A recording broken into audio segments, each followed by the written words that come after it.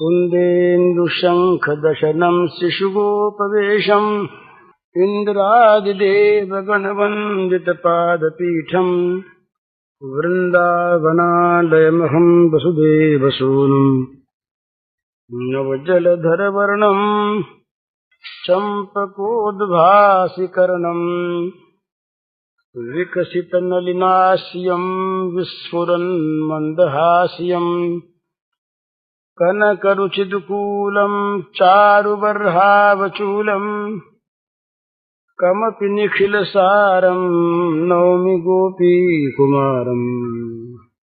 भगवान की कृपा हम पर है, ये तो सत्य है, सिद्धांत की बात है।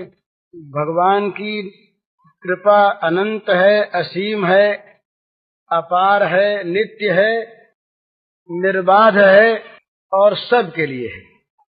उस कृपा से हमें जो लाभ नहीं मिल रहा है, इसका प्रधान कारण यही कहा जाता है कि कृपा में हमें विश्वास नहीं है।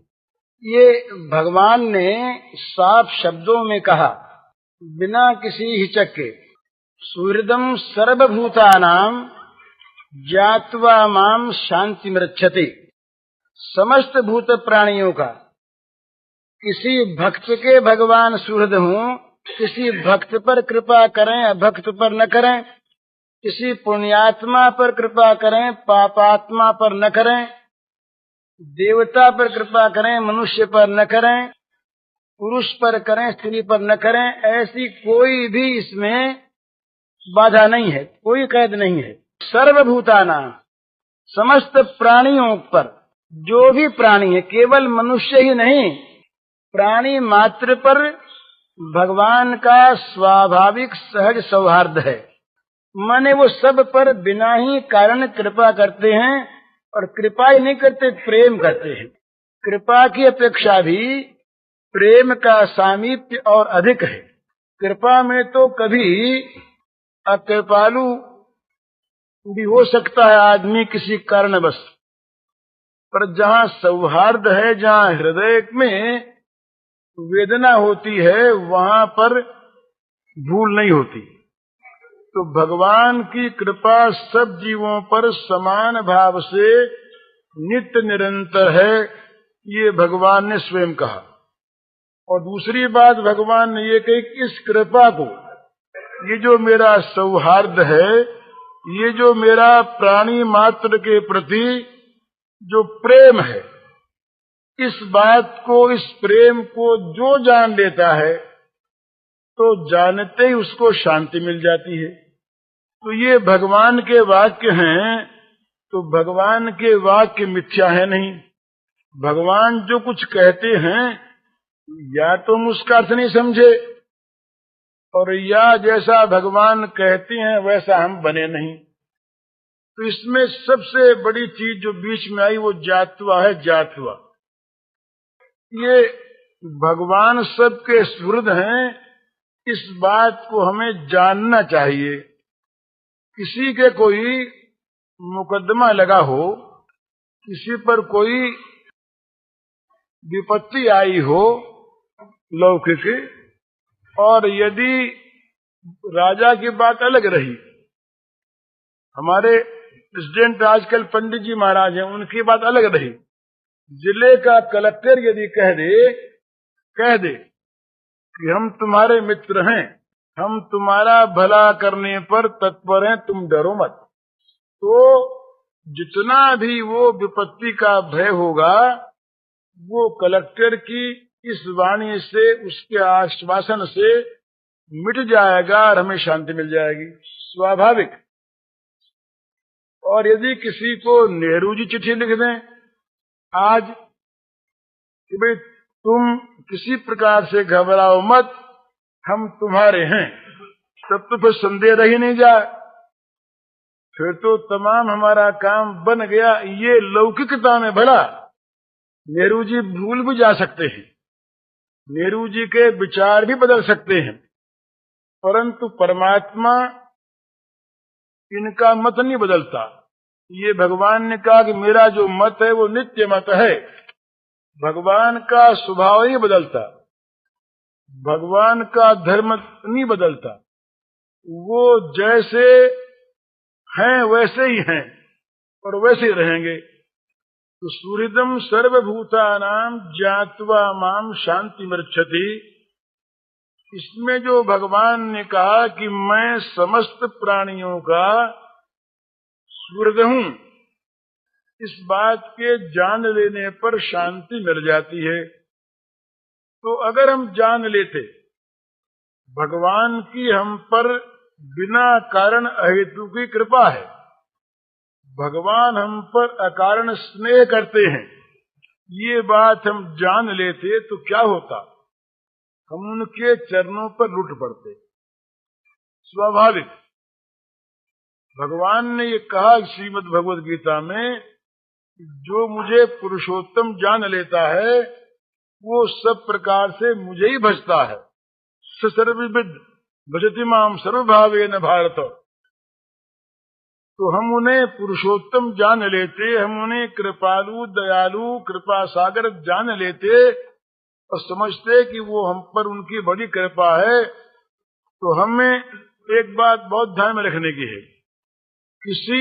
किसी भी अपने से बड़े अपने से महान शक्ति वाले के प्रति अगर हमारा विश्वास हो जाए कि वो हमारा है, उसकी हम पर बड़ी कृपा है, बड़ा उसका स्नेह हम पर है, तो स्वाभाविक चिंता और भय दूर हो जाते हैं। और ये स्वयं भगवान कहते हैं।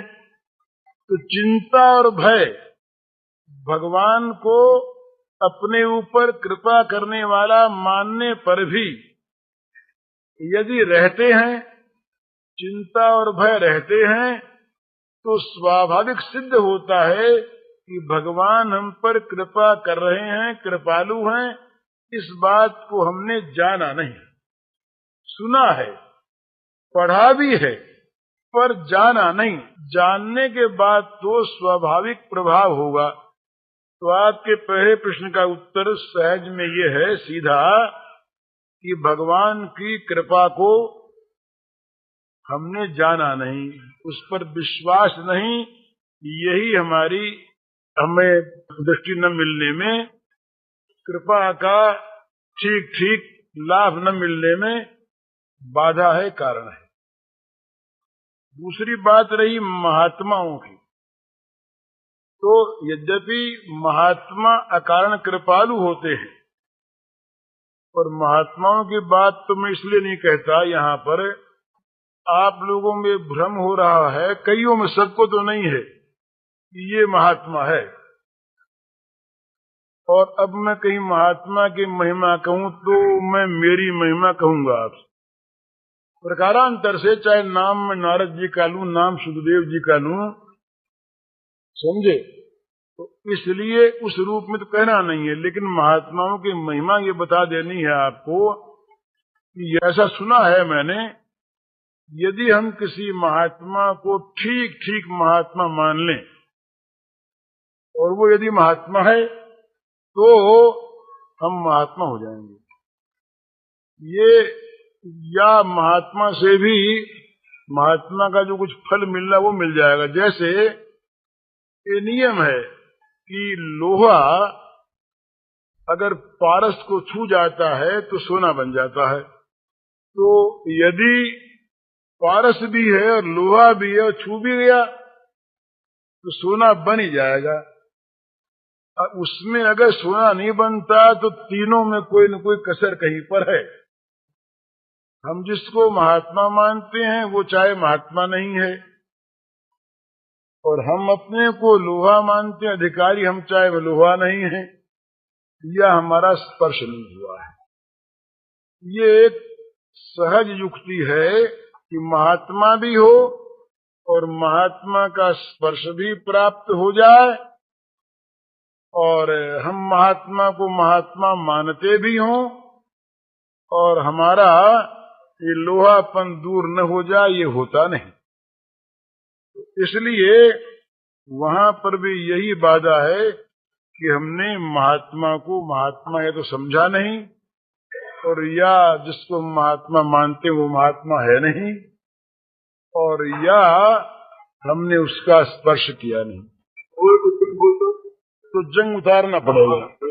जंग उतारना होगा, वो जो जंग ही व्यवधान हो गया बीच में, उस स्पर्श नहीं होने दिया। तो ये, और फिर आप लिखते हैं कि तिल की आड़ में पहाड़ कैसे बताया, तो ये तो बिल्कुल सीधी बात है। जब भगवान कहते हैं कि मुझको सुहृद मानते ही शांति मिल जाएगी, तिल जैसी बात है, और शांति हमें मिलती नहीं तो हमने उनको माना नहीं। मान लेंगे तो मिल जाएगा, भगवान की तो कृपालुता ऐसी ही है। संक्षेप में आप इस प्रश्नों का दूसरा प्रश्न आपका है कि भगवान की दया से, प्रार्थना से, नाम से लौकिक और पारलौकिक विषय में क्या हो सकता है। भगवान की दया से ऐसा कोई काम है नहीं जो नहीं हो सकता।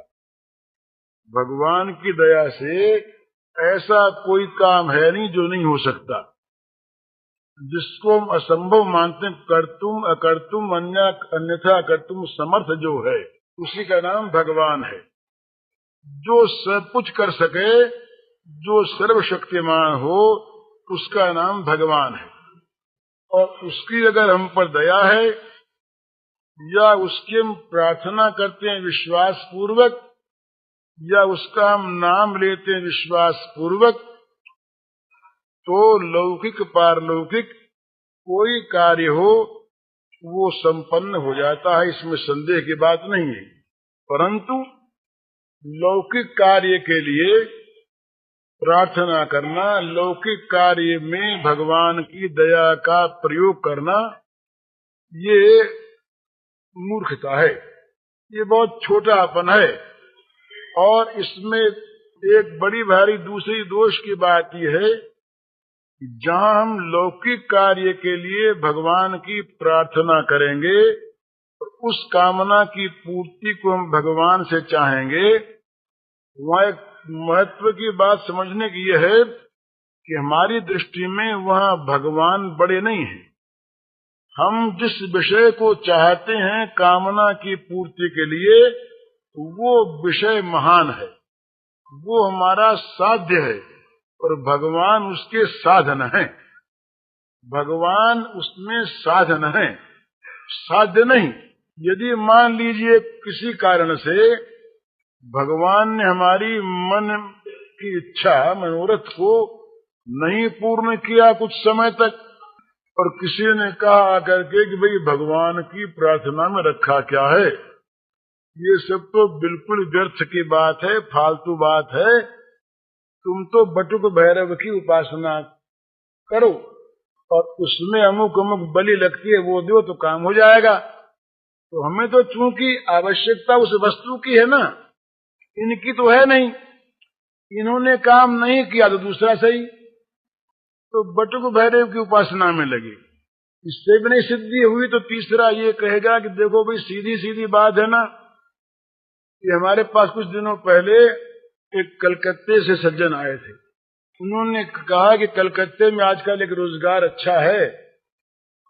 तुमने कहा क्या रोजगार है? कहा कि ये जहाज जहां खड़े होते हैं उन जहाजों की जेठियों पर माल पड़ा रहता है, जाने वाला फिर आया हुआ भी। अब वहां बोले वहां के बाबुओं से मिलजुल लिया जाए, तुम माल उठा के ले आओ चाहे जितना, और उस माल को बेच लो, कुछ बाबू को दे दो और बाकी अपने घर में आ गया। न कोई कमाई के को कोई मेहनत हुई, न परिश्रम हुआ, न व्याप उठाना पड़ा, रिस्क तो कोई है नहीं। क्यों कि वहां जितने भी देख रेख करने वाले हैं वो सब आपके शामिल हैं। तो अगर कोई शुद्ध धन की इच्छा से भगवान को भजेगा और भगवान धन नहीं देता, नहीं दिया भगवान ने, तो उसे तो धन चाहिए ना।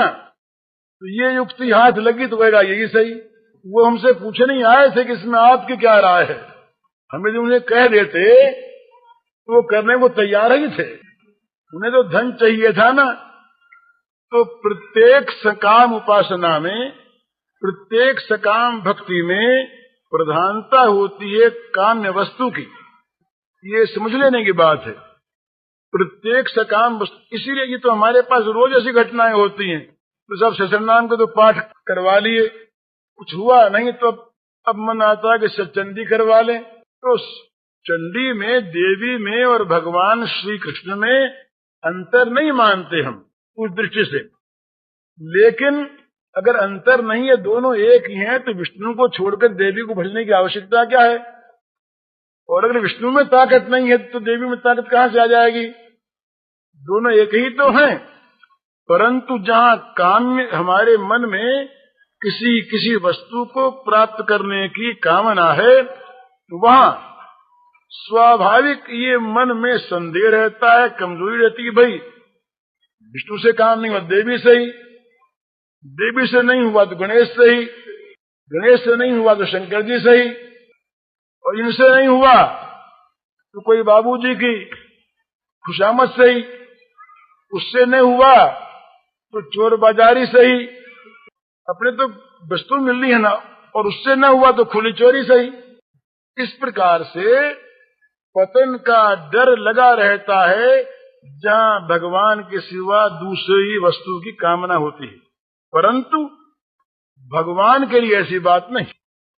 इसीलिए इस निष्काम भाव को ऊंचा रखने के लिए ज्ञानेश्वर जी ने तो अपनी भावना से इस श्लोक का अर्थ ही और कर दिया। आर्तो जिज्ञासु अर्थार्थी ज्ञानी च भरतर्षभ। उन्होंने कहा, उसके बाद एक महात्मा ने महाराष्ट्र का और भी लिखा। उन्होंने कहा कि भाई देखो, ये हम लोग इस प्रकार से अर्थ करते हैं कि आर्त, जिज्ञासु, अर्थार्थी और ज्ञानी, ये जो एक क्रम है इसको नहीं मानते हैं। क्योंकि हम जिज्ञासु को अगर बीच में ले लेते हैं तो अर्थार्थी आगे बढ़ जाता है। तो हमें तो लेना यूं है कि सबसे नीचा कौन? अर्थार्थी। उससे ऊंचा कौन? जो विपत्ति में पड़ के विपत्ति से बचने के लिए भगवान को भजे, इस अर्थ के लिए नहीं। उससे ऊंचा वो जो भगवान को जानने के लिए भगवान को भजे, और सबसे ऊंचा वो भगवान को जान गया। इस प्रकार प्राय अर्थ किया है। वो कहते हैं भाई हम तो ये नहीं मानते, दृष्टिकोण अपना है और बड़ा सुंदर। वो कहते हैं कि जिस क्रम से भगवान ने कहा वही क्रम ठीक है। तो पहले भगवान ने कहा आर्त। आर्त का अर्थ क्या? कि जो भगवान से मिलने के लिए आतुर हो, वो आर्त। जो भगवान को जानने के लिए आतुर हो, असली आर्त वही है। जगत की जो आरती है, ये आर्तपना है, और इस आर्तपने को लेकर हम जगत की वस्तुओं को मांगते हैं, चाहते हैं। ये तो अगर हम कुमार्ग में गए तो नरक में ले जाएगा। तो ये आरती नहीं है। सच्चा आर्त वो है कि जो भगवान को प्राप्त करने के लिए आतुर हो। आतुर हो तो उसके मन में आता है कि भगवान कैसे मिले, कहाँ मिले, जाने। तो ये भगवान को जानने की जो मन में तीव्र पिपासा है, इसका नाम है जिज्ञासा। जिसमें ये जिज्ञासा है वो जिज्ञासु है। नवीन अर्थ है ये। जिसमें ये जिज्ञासा है वो जिज्ञासु है। आर्त है भगवान को प्राप्त करने के लिए, आतुर है। अब नहीं मिले तो पूछता है कैसे मिले, कहाँ मिलेंगे। और ये आरती होती है। जब आर्त मनुष्य होता है किसी वस्तु के लिए तो कहाँ मिले खोज करता है। सब करते हैं। तो जानने की इच्छा जब हुई भगवान को तीव्र आर्त होने के कारण से, तब वो जिज्ञासु हो गया। अब रहा अर्थार्थी। तो कहते हैं कि हम जिसको जगत में अर्थ मानते हैं ये तो अनर्थ है, तो भक्त इस अर्थ को क्यों चाहेगा? ये तो अर्थाख्यम अनर्थ है। इसका नाम तो अर्थ है और है अनर्थ। ये प्रत्यक्ष हम देखते हैं, ये सबका अनुभव है, और ये सारे संतों की घोषणा है। श्रीमद् भागवत में आया कि ये जो अर्थ है, ये तो इसका नाम ही अर्थ है ये अनर्थ। तो अनर्थ को अर्थ अगर भक्त माने तो भक्त कैसा हो? तो कहते हैं कि जो परम अर्थ भगवान है, भगवान ही अर्थ है और सब अनर्थ है। तो वो जो जिज्ञासु है वो उसका रूप क्या है? वो केवल सारे अर्थों को छोड़कर वो भगवत रूप अर्थ का अर्थी है। तो आज तो जिज्ञासु अर्थार्थी और भगवान को जान गया, जान के प्रेम करता है, तो वो ज्ञानी है। इसलिए सकाम भाव का विरोध करने वाले महापुरुषों ने तो इस प्रकार से कहा कि भक्त जो है वो आर्त और अर्थार्थी भक्त को, जो जगत के पदार्थों के लिए आर्त होता है, अर्थार्थी होता है, उसको तुम भक्ति नहीं मानते। तो चाहे इनकी ये ऊंची भावना बड़ी सुंदर है, दूसरे भी हो सकते हैं कि 4 प्रकार है ना, 4 प्रकार है। कोई भगवान को परम अर्थ मान के भजता है, कोई भगवान की प्राप्ति के लिए आतुर है इसलिए भजता है, कोई भगवान को जानना चाहता है इसलिए भजता है, कोई जानने इसलिए भजता है। प्रकार सब में लग सकता है, प्रकार में कोई आपत्ति नहीं।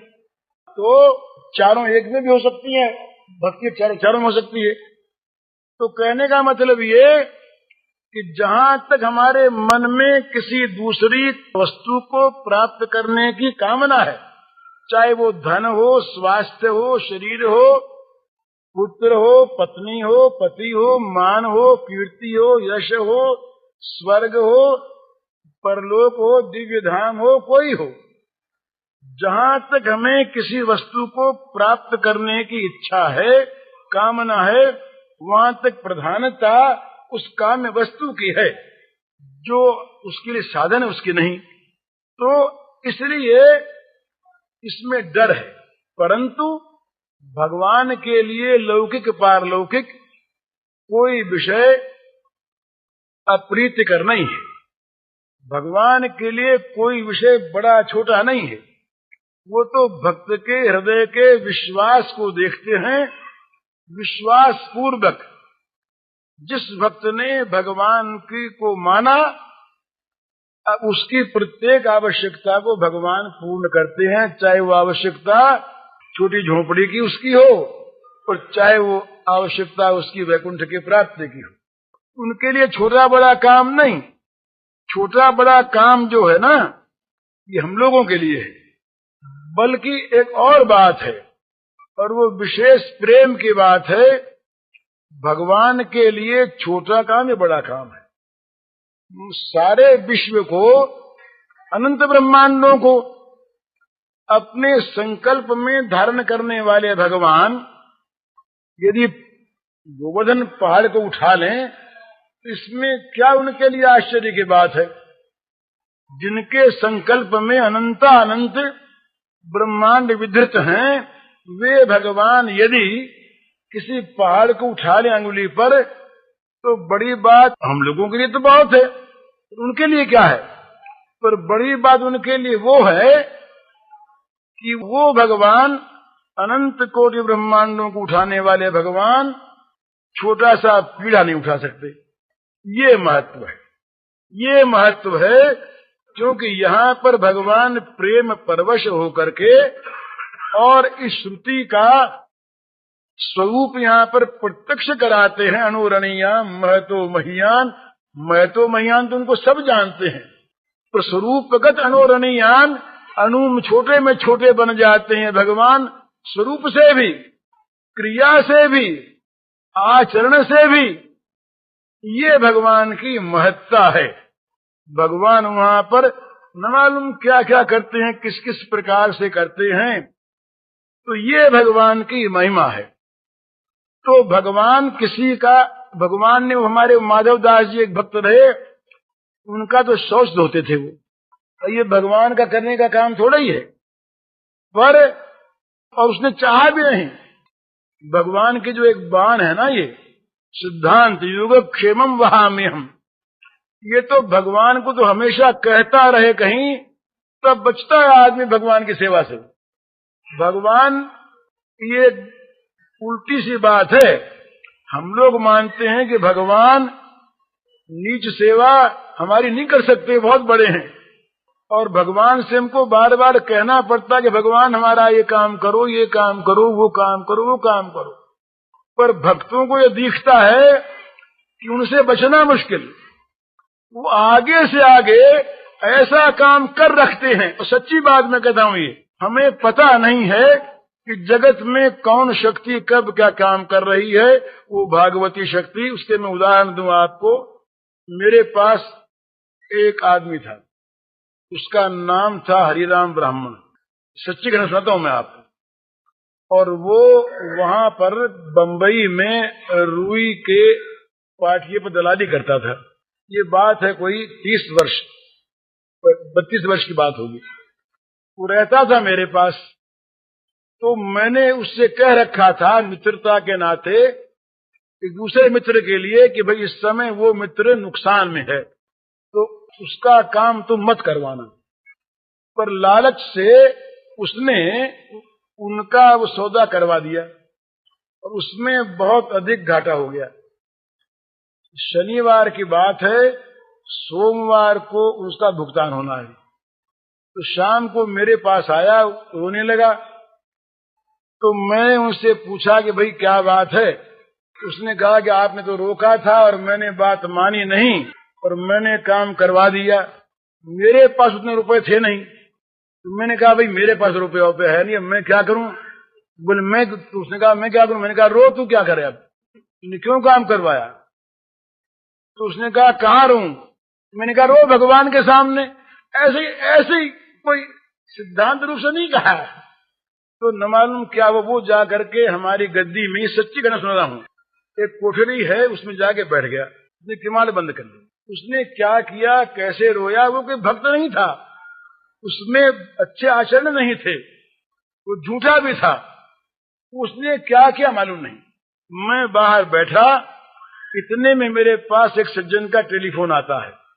वो अभी हैं, उनका फोन आता है कि भाई जी घूमने को जाएंगे क्या।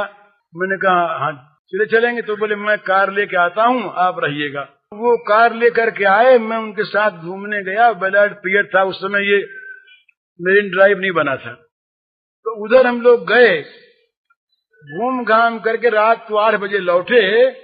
जब वो मोटर से मैं उतरने लगा तो वो मुझसे पूछते हैं कि वो हरिराम कहाँ है आजकल। तो वो क्यों उनको याद आया। मैंने बात नहीं चलाई और मेरे मन में वो याद भी नहीं था, भूल गया था और बातों में। तो मैंने कहा वो रो रहा है बैठा ऐसे ही। तो उन्होंने कहा क्यों रो रहा है। तो मैंने कहा भाई ऐसी बात हो गई।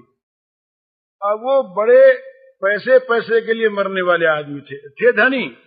उन्होंने कहा मुझसे कि भाई जी सवेरे आदमी भेज दीजिएगा, चेक मंगवा लीजिएगा। मैंने कहा चेक क्यों, इस बात का देते हैं आप। उन्होंने कहा मेरे मन में आ गई। मैंने कहा इसके बदले में कुछ नहीं मिलेगा आपको, और रुपया आवे ना आवे, रुपया आने की उम्मीद बहुत कम। तो उन्होंने कहा कि रुपया आने की उम्मीद हो ना हो, चेक मंगवा लें। वो तो इतना कह करके गए। वो रकम मामूली नहीं थी, बहुत बड़ी रकम थी। दूसरे रात को हम लोगों ने, बेचारे कुछ 1-2 मित्र और थे, उनसे पूछा कि भाई क्या करें। रुपया उनसे मंगा लेना, उनके प्रेम का दुरुपयोग करना है, ऐसी भी भावना मन में आई। तो बात हुई तो एक सज्जन ने, हमारे मित्र थे, उन्होंने ये कहा कि भाई जी द्रौपदी का चीर भगवान ने बढ़ाया था, आप इसमें ना करने वाले कौन होते हैं। ये बात हुई। जिन सज्जन को घाटा लगा था उन सज्जन ने क्या किया, मुझे भी अब मालूम हुई, उन्होंने हैंड नोट लिखा और मकानों के पट्टे साथ दे करके भेजे ईमानदारी से। मैं जिन घाटा लगा था, दलाल ने नहीं, लक्ष्मी नारायण साहब है कि वो झुंझुनू का था एक, हमने उसको भेजा।